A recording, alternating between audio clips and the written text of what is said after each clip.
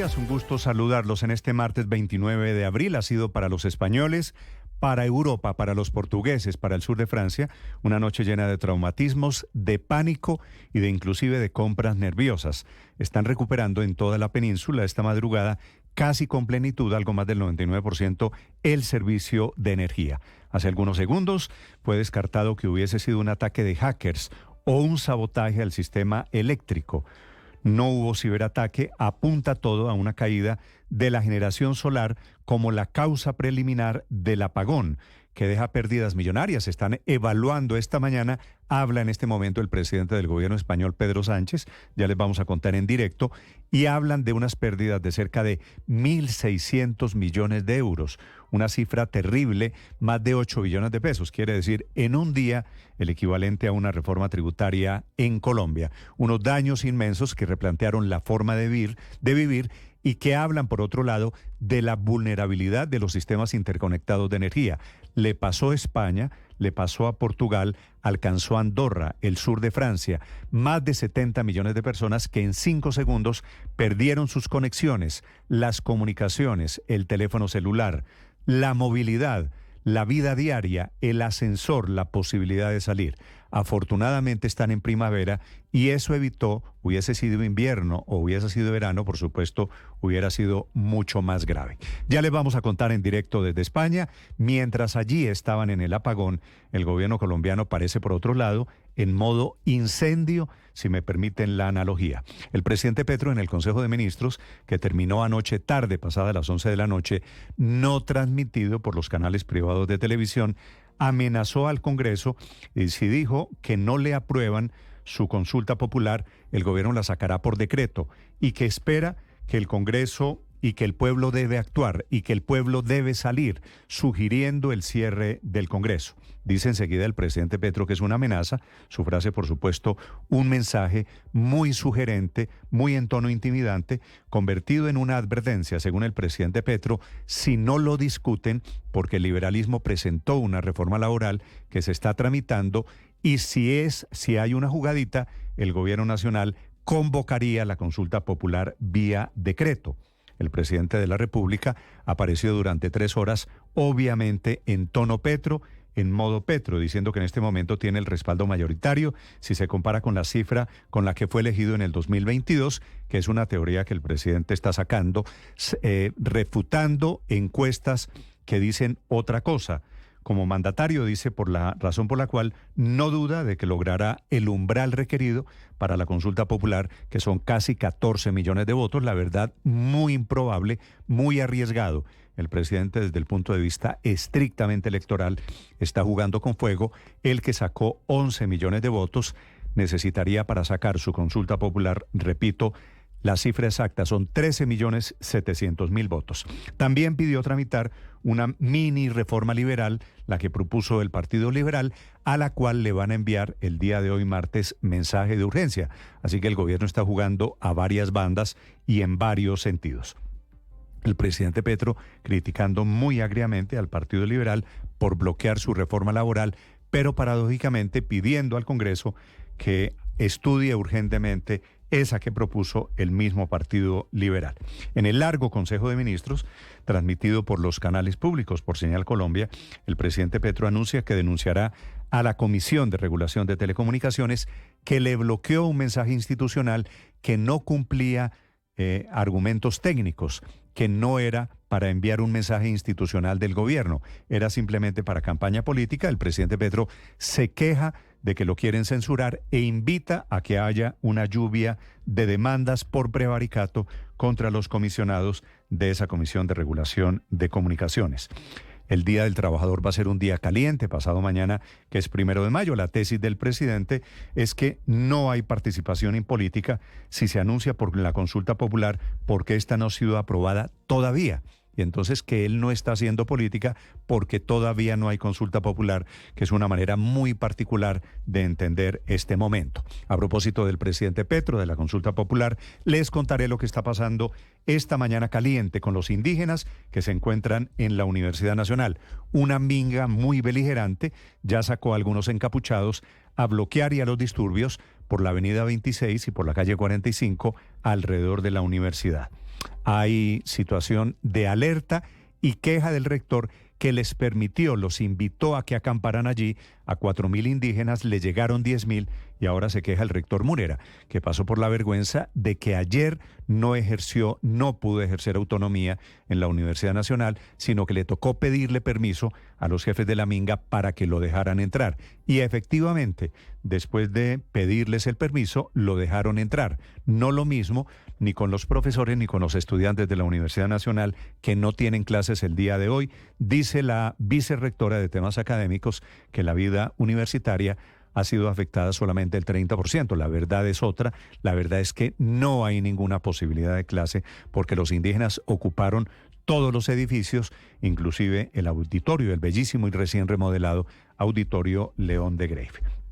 A pesar de los desacuerdos, la Minga está anticipando que se quedará más allá del 2 de mayo, que es el viernes de esta semana, si el gobierno no les cumple, si el gobierno no les da más plata. A la Minga, en la Universidad Nacional, llegó a arengarlos la ministra de Medio Ambiente, que viene de un resguardo indígena, que es indígena, pidiéndoles que sean aún más activos y que tengan candidato presidencial, como ya pasó en otros países de América Latina. La ministra se llama Lena Estrada Añosaki, presente, muy presente en esta convocatoria de la Minga.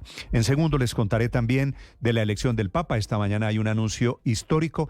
El cardenal Becciu, Angelo Becciu, anuncia que no participará en el cónclave, que es de mañana en 8 días. Para la elección 7 de mayo comenzará la elección del sucesor del Papa Francisco. Y en segundos, resultado de las elecciones en Canadá, en donde ganó el liberalismo sobre los hombros del antitrumpismo. Ganó el primer ministro, el que reemplazó a Justin Trudeau, que obviamente es el que está liderando a Canadá en esta guerra comercial y de aranceles con el gobierno de los Estados Unidos. Historias para compartir con ustedes. Es un gusto saludarlos. Hoy es martes 29 de abril. Para quienes se acuerdan, se están cumpliendo hoy 34 años del asesinato del exministro de Justicia Enrique Lobo Mutra, asesinado en una calle en Bogotá. Salía de una clase en la Universidad de La Salle, él que había firmado las primeras extradiciones en los años 80 contra hombres del cartel de Medellín, y fue uno de los primeros grandes magnicidios en Colombia ordenado por Pablo Escobar. En segundos noticias, desde el Vaticano, en segundos noticias, alrededor del apagón, hablando de apagones, esta mañana les contaré del de Colombia, por culpa de disidentes de las FARC que atacaron una subestación de energía en Jamundí, en el Valle del Cauca. Esta mañana hay más de 3.000 familias a oscuras en el occidente de Colombia. Los acompañamos desde Mañanas Blue con mucho gusto. La temperatura en Bogotá es de 10 grados centígrados. Operan todos los aeropuertos en Colombia. Aquí está el resumen que preparamos en Voces y Sonidos en Mañanas Blue.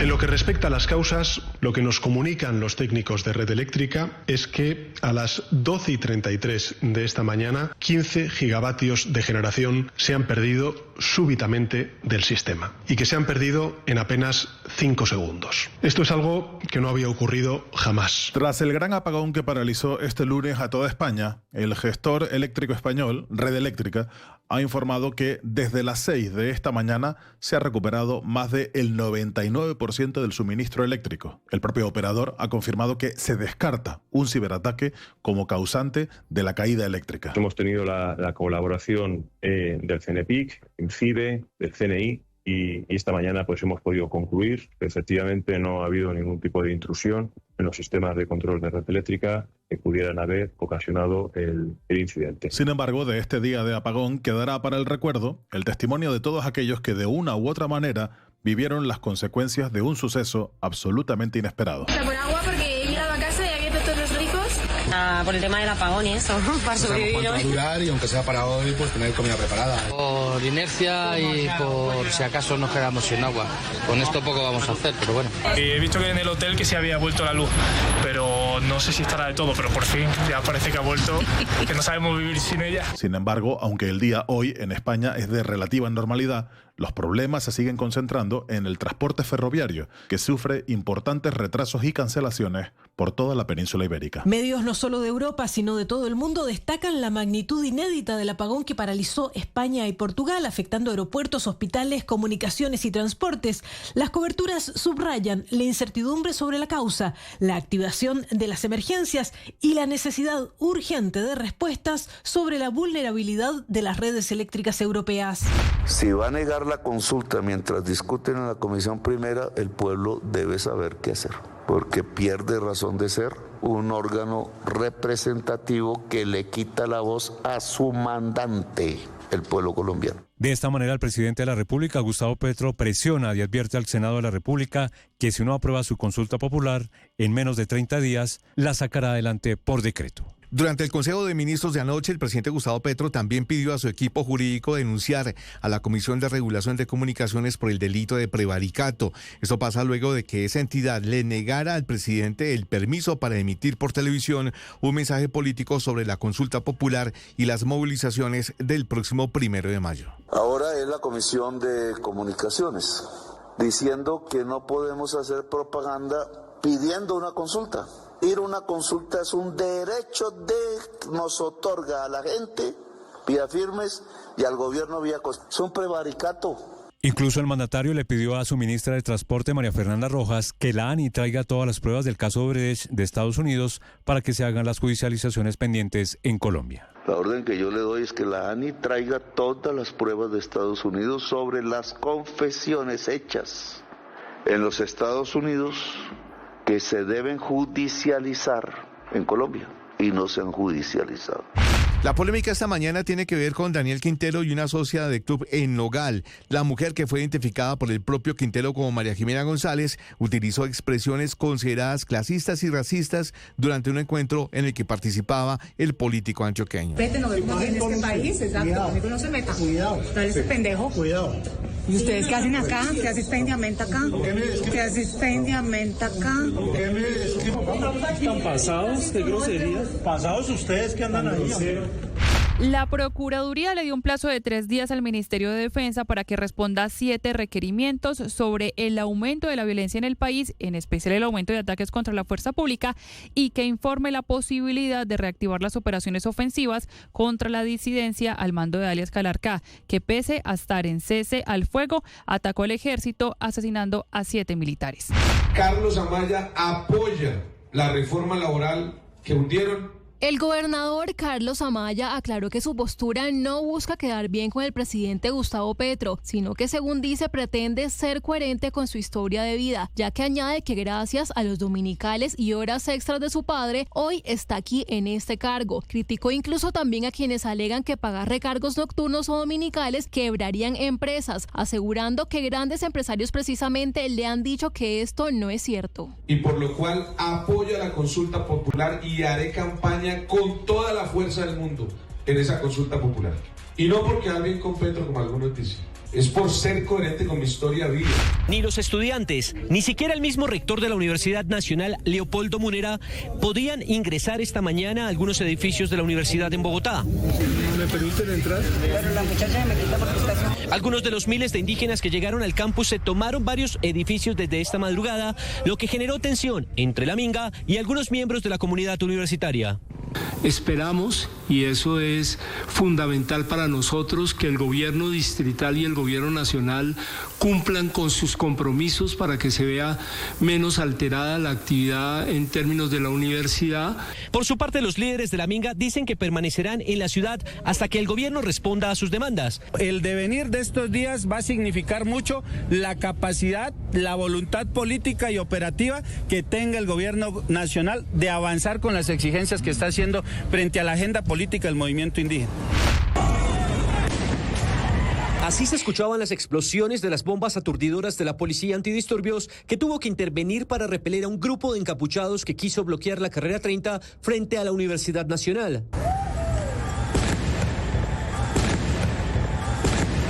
Fueron necesarios más de 40 uniformados y 4 tanquetas con chorros de agua y gases lacrimógenos para contener al grupo de vándalos que rompieron el vidrio de un bus de Transmilenio utilizando caucheras y se robaron la gasolina de varias motocicletas que estaban dentro de la universidad para hacer bombas incendiarias y lanzárselas a los policías.